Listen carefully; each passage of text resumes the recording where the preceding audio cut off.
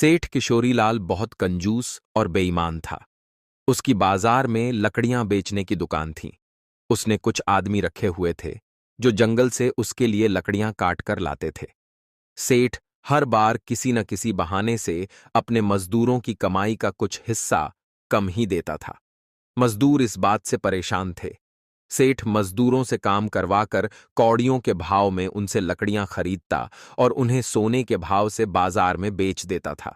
आजकल बाजार में चंदन की लकड़ी की मांग कुछ ज्यादा ही तेजी से बढ़ रही थी, तो सेठ किशोरीलाल ने भी मजदूरों को और ज्यादा समय तक लकड़ी काटने को बाध्य कर दिया। एक तो वैसे भी जंगल में चंदन की लकड़ी बहुत ढूंढने से मिलती थी। ऊपर से इतनी मेहनत के बाद भी हाथ में फूटी कौड़ी के बराबर धन आने से सभी मजदूर दुखी थे। उनमें हरिया नाम का एक मजदूर भी था जो सीधा साधा और मेहनती था। सेठ किशोरीलाल सबसे ज्यादा बेईमानी हरिया के साथ ही करता था। जब भी हरिया उससे अपने हक की कमाई मांगता, सेठ उसे धमकाता कि जो मिल रहा है उसी से काम चला, नहीं तो काम से निकाल दूंगा। हरिया की पत्नी ने कई बार उसे किशोरीलाल के यहां काम करने से रोकना चाहा, पर कोई फायदा नहीं होता। हरिया जब भी काम छोड़ने की कोशिश करता, तो सेठ किशोरीलाल उसे चोरी के इल्जाम में फंसाने की धमकी देकर उसी के पास काम करने को मजबूर कर देता था। इस तरह सेठ के अत्याचार सहता हुआ हरिया अपना जीवन व्यतीत कर रहा था, लेकिन उसे नहीं पता था कि आने वाले कुछ दिनों में उसका जीवन बदलने वाला है।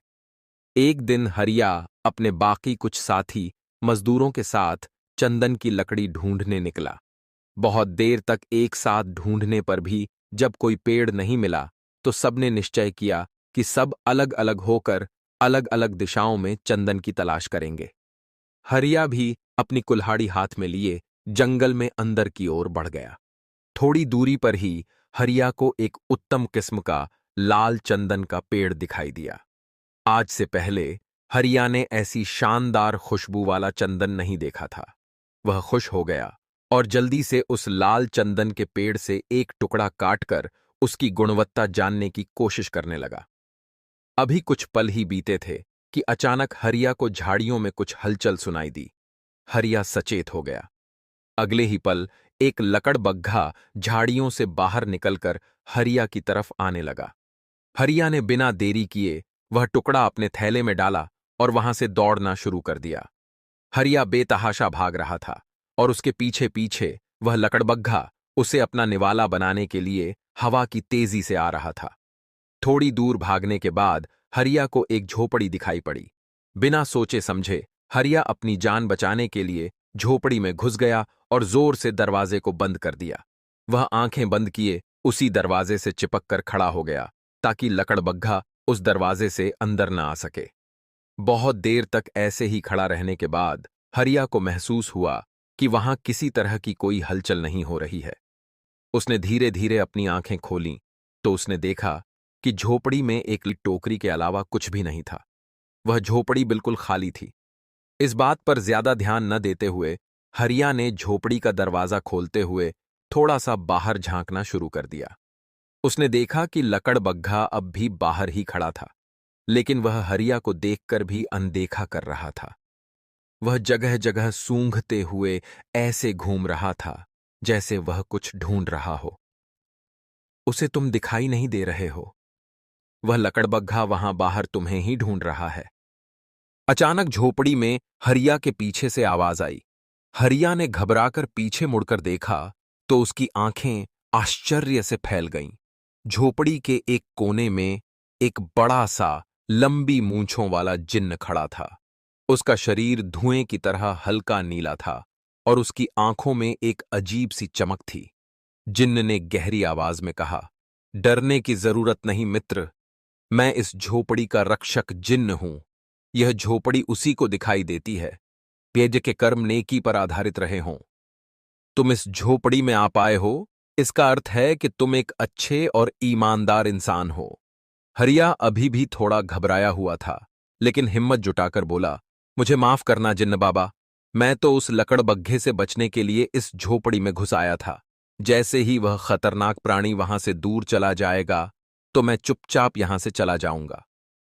जिन्न मुस्कुराया और उसने आगे बढ़कर वह खाली टोकरी उठाई और उसे हरिया को देते हुए बोला, घबराओ मत, मैं यहां तुम जैसे भले लोगों की मदद के लिए ही हूं। मैं तुम्हें कोई नुकसान नहीं पहुंचाऊंगा। यह टोकरी अब तुम्हारी है। हरिया ने टोकरी को लेते हुए उसे उलट पलट कर देखना शुरू कर दिया। जिन्न फिर से उसे समझाते हुए बोला, यह कोई साधारण टोकरी नहीं है, यह जादुई टोकरी है। इसमें जो भी चीज तुम एक बार डालोगे, पहली बार वह 5 गुना हो जाएगी और दूसरी बार 10 गुना। लेकिन याद रखना, दिन में केवल 2 बार ही इसका जादू काम करेगा। हरिया हैरान रह गया। उसने उत्सुकता से पूछा, क्या यह हमेशा ऐसे ही काम करेगी? जिन्न ने गंभीर स्वर में कहा, नहीं, इस टोकरी की एक शर्त है। अगर तुम इसमें कुछ डालकर दोबारा वही चीज इसमें नहीं डाले, तो इसका जादू हमेशा के लिए खत्म हो जाएगा। इसलिए इसे समझदारी से इस्तेमाल करना। हरिया ने झुककर जिन्न के पैर छुए और बोला, धन्यवाद जिन्न बाबा, आपने मुझ जैसे गरीब पर कृपा की। मैं इसका सही उपयोग करूंगा। जिन्न मुस्कुराया, याद रखना, लालच मत करना, वरना यह वरदान भी अभिशाप बन सकता है। इतना कहकर जिन्न धुएं में बदलकर गायब हो गया। हरिया ने एक बार फिर बाहर घूम रहे लकड़बग्घे को देखा, लेकिन अब तक वह जा चुका था। हरिया खुशी खुशी टोकरी लेकर अपने घर आया। उसकी पत्नी चूल्हे पर रोटी बना रही थी। उसे देखकर वह बोली, अरे, आज आप जल्दी घर आ गए? हरिया उत्साहित होकर बोला, भाग्यवान, हमें भगवान ने एक अनमोल वरदान दिया है। पत्नी ने हैरानी से पूछा, क्या हुआ? इतना खुश क्यों लग रहे हो? हरिया ने पूरी कहानी सुनाई और फिर टोकरी आगे बढ़ाते हुए बोला, अब बताओ, हमें इसमें ऐसी कौन सी चीज डालनी चाहिए जिससे हमारी गरीबी हमेशा के लिए खत्म हो जाए? हरिया की पत्नी कुछ देर तक सोचती रही। फिर उसकी आंखों में एक चमक आ गई। वह बोली, अगर हमें गरीबी मिटानी है तो हमें इसमें कुछ सोने के सिक्के डालने चाहिए। हरिया मुस्कुराया। जिन्न ने कहा था, लालच मत करना। अगर हमारे सोने के सिक्के डालने से इस टोकरी का जादू खत्म हो गया तो? अब वे दोनों ही गहरी सोच में डूब गए। तभी हरिया के मन में एक सुनहरा विचार आया। उसने जल्दी से अपने थैले में हाथ डाला और जो लाल चंदन का टुकड़ा उसने जंगल से काटा था, वह अपनी पत्नी को दिखाते हुए बोला, यह अपनी किस्म का अनोखा चंदन है। अगर हम इसे ही टोकरी में डालकर जादू से 10 गुना कर लें, तो यह हमारे लिए ज्यादा फायदेमंद होगा। हम इस चंदन को बाजार में बेचकर अच्छा धन कमा सकते हैं। हरिया की पत्नी को भी यह विचार पसंद आया।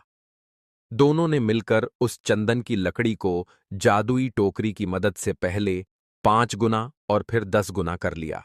दोनों की खुशी का कोई ठिकाना नहीं था।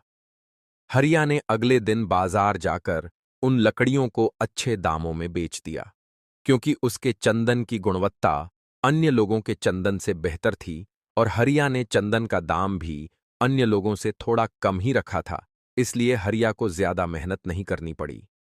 जब सेठ किशोरीलाल को इस बारे में पता चला, तो उसके सीने पर सांप लौटने लगे। उसने गांव में हरिया के बारे में बहुत सी ऊंची नीची बातें फैलानी शुरू कर दीं। लेकिन एक गांव में सबसे अच्छी बात यह होती है कि वहां के लोग हर किसी को अच्छे से जानते हैं। हरिया के साथ भी यही हुआ। हर कोई सेठ किशोरीलाल के बेईमानीपन को जानता था और यह भी कि हरिया का गांव के लोगों से किस प्रकार का व्यवहार था। इसलिए किशोरीलाल की बातों पर किसी ने ज्यादा ध्यान नहीं दिया। अगले कुछ महीनों में हरिया ने चंदन बेच बेचकर गांव में ही एक दुकान खरीद ली। अब वह सस्ते दामों में अच्छा चंदन बेचा करता और मुनाफा भी कमाता। इससे सेठ किशोरीलाल के खरीदार भी हरिया के पास आने लगे, जिससे किशोरीलाल का धंधा धीरे धीरे ढलने लगा। अब तो आते जाते हर कोई किशोरीलाल को ताने दे जाता। किशोरीलाल को भी अब अपने व्यवहार पर पश्चाताप होने लगा था।